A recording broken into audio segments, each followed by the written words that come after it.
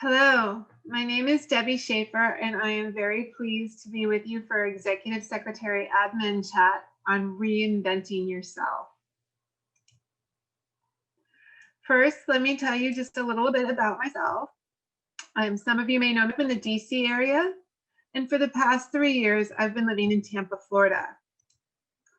This year, during COVID, I reinvented myself. Actually, COVID has been pretty good to me. I went from being a full-time corporate C-suite executive assistant to opening my own virtual assistant business. Today, I'm going to share a little bit about that journey with you. This is actually the second time that I've had to reinvent myself. I began my career in the hospitality industry, working my way up from restaurant hostess to a head concierge. And when the recession happened, the concierge department was cut, and I needed to figure out what my next steps would be. What happened next was really just dumb luck. My family had relocated to California, and after visiting San Diego a couple of times, I knew that I wanted to live there. So I moved cross country. Shortly after I arrived, a neighbor offered me a temporary position as a receptionist. Within a month, I was supporting the vice president of the firm, and that has turned into a 20-plus year career as an executive assistant.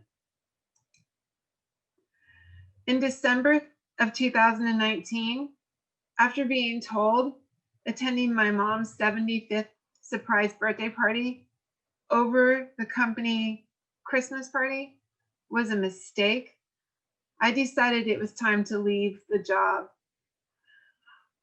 I updated my resume, contacted some recruiters, but I was still very hesitant. On the side, for about 2 years, I had been supporting an amazing woman as a virtual assistant, and I loved the work I was doing with her. In speaking to her, I decided I wanted to do more of what I was doing with her instead of getting another corporate office job. She agreed that once I put in my notice, she would alert her network that I was available. I think that the person I was supporting at the time found out because I was let go from my job on April 15th. I was redirected. Although I was thrilled to be free of the job where I was unhappy and the one that I was planning on leaving, I still viewed being let go as rejection. But then I remembered that rejection is just redirection. Or as my friend Courtney Clark says, it was time to take a detour. I had to change my mindset. I had to realize what an incredible opportunity I had in front of me, a blank slate. Fortunately, I had cheerleaders who had experience with reinvention. The client I mentioned earlier had already reinvented her life a couple of times, and she was willing to mentor me through this change. You all know Lucy Brazier, the CEO of Executive Secretary Magazine, but did you know that Lucy reinvented herself after being made redundant? And what a blessing it has been to admins all over the world that she did so. If you give me just a moment, I want to share a video with why it's important to disrupt your life.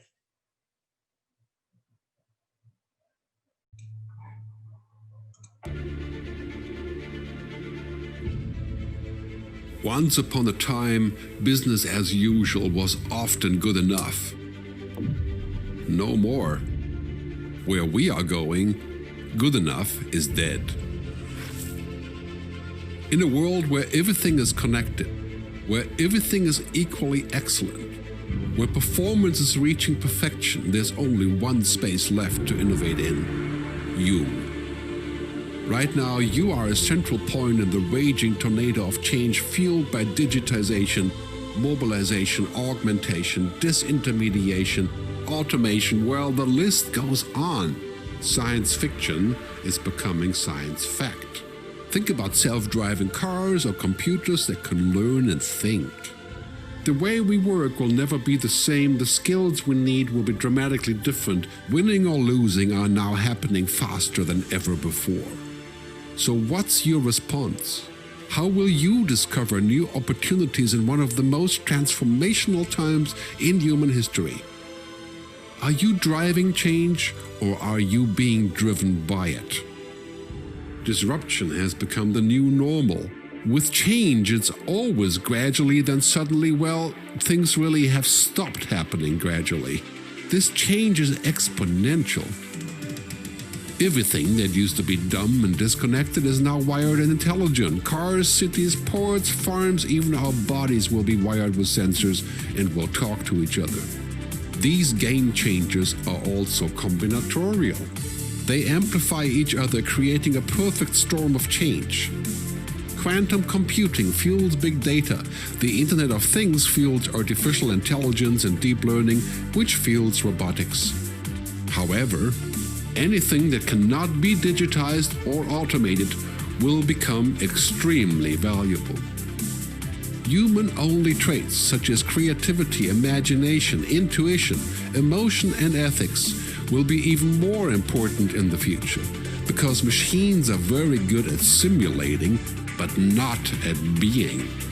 Yes, robots and software will do some of our work, but this will allow us to focus on things that cannot be automated. To imagine change squared, you've got to start engaging more with what might be, not just with what is. Immerse yourself in the immediate future, 5 to 7 years out from today. We need to go beyond technology and data to reach human insights and wisdom. Technology represents the how of change, but humans represent the why. The future is about holistic business model. The opportunity is to be liquid, to learn just in time, not just in case, not single improvements, but complete transformations, not individual systems, but new ecosystems. Humanity is where true and lasting value is created. We will engage, relate, and buy things because of the experiences they provide, because of their transformative power. The future doesn't just happen. The future gets happened. The new way to work is to embrace technology, but not to become it. The future is in technology, yet the bigger future lies in transcending it. Let's live and lead from here. So why disrupt your life? I wanted to show this video because somebody shared it with me as I was beginning my own reinvention journey, and it really struck me, and it has stuck with me. So remember to embrace technology that enhances your productivity, and then enhance those traits that can't be digitized or automated. The creativity, the empathy, the intuition. We all know that there is always talk about executive assistants and admin assistants being replaced because of tech. I personally don't think that will happen, because the executive assistants and administrative assistants that I know have those uniquely human traits. I personally believe admins are adding greater value than they ever have before. Life isn't about finding yourself. It's about creating yourself. Don't let life just happen. To be living is discovering what we are capable of, learning from our challenges, and evolving into the people that we aspire to be. One of my favorite quotes is, when you write the story of your life, don't let anyone else hold the pen. It's your story. You write it. Have you reached a point where you feel like you need to make a change? Do you have a dream of a new self? Does that involve shifting your career, making some lifestyle changes, finding your passion, or maybe reevaluating some relationships? I encourage you to take time to take stock of your life and your work. Making a major change is tough, but it's never too late or too early to do so. Reinvention is what allows us the opportunity to explore new parts of ourselves. You need to set a goal. Decide what you want to focus on. Never plan a big change in your life or your career with only a vague idea of what you want to accomplish. Sit down and think about it. Think about all the things that you're interested in. Think about what your motivation is. Is it money? Reducing stress? Having more time? Being free to make your own decisions? Or maybe, like me, a combination of all of these items. And then create a plan. Map your objectives to help achieve your goals. Keep educating yourself and looking for resources and create a schedule, but don't look too far into the future. For me, my first steps were figuring out how to set up my home office, figuring out how to market my new position, how to onboard new clients, what new technology I would need. If any of you are considering making the leap to virtual assistant, I can recommend investing in a really good desk chair. I didn't do that at first, and my back is now grateful that I have one. And then get to work. Find the path that suits you and bravely take your first steps. But remember to take it one step at a time. Having a clear schedule is a good idea, and setting goals helps keep you motivated and on track. However, you can get bogged down in the big plans. Break them down into manageable chunks. It doesn't matter if you're taking baby steps or giant leaps. It's only important that you keep moving forward. Ask for help. It is a sign of strength.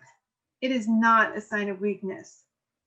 Fear is the primary reason people don't ask for help. Fear that we'll be rejected or fear that we'll be revealed as a fraud. It makes us vulnerable, and nobody likes vulnerability. But vulnerability is good. I encourage you to watch Brene Brown's Power of Vulnerability. I can't talk today. Her TED Talk. It's amazing. We can also be bad at articulating our needs.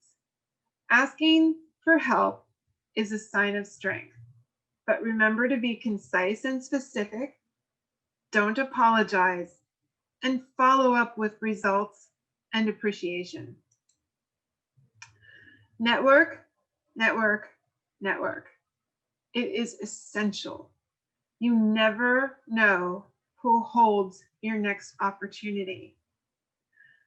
Attending meetings and social events is a great way to connect with people. Now, in a time of COVID, social media groups is another great way. There's a lot of virtual events, but remember not to just attend. You need to participate. All of my current clients have come to me via my network, and my last 2 corporate jobs were also from my network. I encourage you to network online now and offline once we get through COVID. Choose courage. It's going to be scary. It will be scary. Anything new is scary. It can be exciting and still be scary. One of the people that really helped me with my fear and anxiety was Libby Moore. Many of you may know that Libby was Oprah's former chief of staff, who has reinvented herself into a life coach and teaches corporations how to incorporate love into leadership. I took a webinar, and some of the tips she gave were just deep breathing, to catch and release negative thoughts, to move my body, to have an attitude of gratitude, to get lost in service to others, and to learn how to love myself. If you have the opportunity to take one of Libby's webinars, I recommend them. Ignore negative talk. I found that most of the negative talk I was hearing was coming from inside my own head. If someone spoke to your best friend the way we often speak to ourselves, what would you do? Everything you say to yourself matters. Your inner critic isn't harmless. It inhibits you, it limits you, and it stops you from pursuing dreams. You need to shut down your voices in your head. See this duck? Lucy Brazier gave me this duck and I love it. Lucy talks about her friend Susie Barrows, who would say you need to find a physical representation of those negative voices in your head. Hers was a duck, so that when the negative voices get too loud, you can tell them to shut the duck up. I love that. Take time to notice the critic, and if the voices in your own head are the ones that are keeping you, silence them. Reinvention never stops. As my friend Kamisha Foley says, keep learning, keep growing. In this age of online courses and ebooks and video tutorials, it's not very difficult to find the information you need from respected sources. Take the time to seek out learning. This was important enough to have a slide all of its own. You need to get a board of directors, a tribe, a kitchen cabinet. A board of directors is a trusted group of people who are supportive and can help you grow. People who will tell you like it is and will hold you accountable. That group should include people that you keep in touch with regularly. They can be in your field, your profession, or your industry. It should include someone who has been in your circumstances. It should definitely include your greatest cheerleaders. And it should also include people who can honestly critique you. You should have a leader in the area in which you aspire to grow. And you should have multiple generations so you can learn from those both older and younger than you. And it should include people who can introduce you to others. My personal board of directors have gotten me through this year of reinvention. You are too smart to be the only thing standing in your way. I'm going to repeat that. You are too smart to be the only thing standing in your way. Someone told me this on one of the days when I was feeling doubtful of myself. Don't sabotage yourself because you feel you aren't good enough, because you are. You're good enough to attain whatever goals you set for yourself. You have the power to do whatever you put your mind to. Do not get in your own way. Since making the leap to being a virtual assistant, I've had many of you reach out to ask about my journey. And I admit, thanks to my amazing network, my journey was fairly easy. I know that not everyone gets a full load of clients within a month. But if transitioning to a virtual assistant is something you've been thinking about doing, I wanted to share with you some of the advantages that I've found.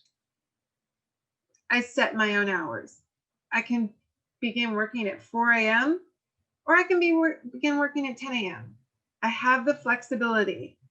My mom recently had to have surgery, and I was able to spend a month in DC helping her out due to my newfound flexibility. I choose my own clients. And let me tell you, clients tend to be nicer than bosses. Now, I've had some amazing executives over my career, but I've also had some horrible ones. If your client disrespects you, you can fire them. Although I've found that my clients to be more appreciative than many of the executives I've supported over my career. I make time for self-care. and I've lost 20 pounds since starting this journey. Due to my newfound flexibility of hours, I've found time to schedule workouts around my work. And I set my rate. So many admins I know are underpaid. If you're considering making this leap to virtual assistants, know your worth and set your rate accordingly. I also decide when increases happen and how much they will be.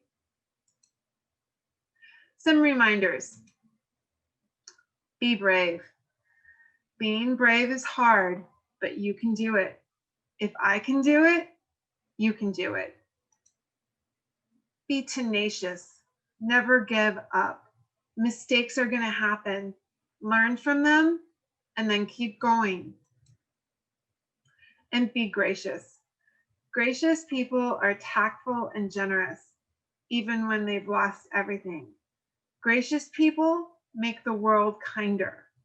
It isn't a notion, it's a character trait, and it's sorely lacking in today's business world. There are studies that prove that gratitude is strongly and consistently associated with greater happiness. Gratitude makes people feel more positive emotion, they relish good experiences, it improves health, and it helps build strong relationships. So please, go forth with an attitude of gratitude. And please remember to be aggressive when pursuing your dreams. Just when the caterpillar thought the world was over, she became a butterfly. My name is Debbi Shaffer, and you can reach me via the websites listed here, debbishaffer.com or audaciousadmin.com. Thank you for spending this time with me today. If you have any questions, please feel free to reach out. Thank you again.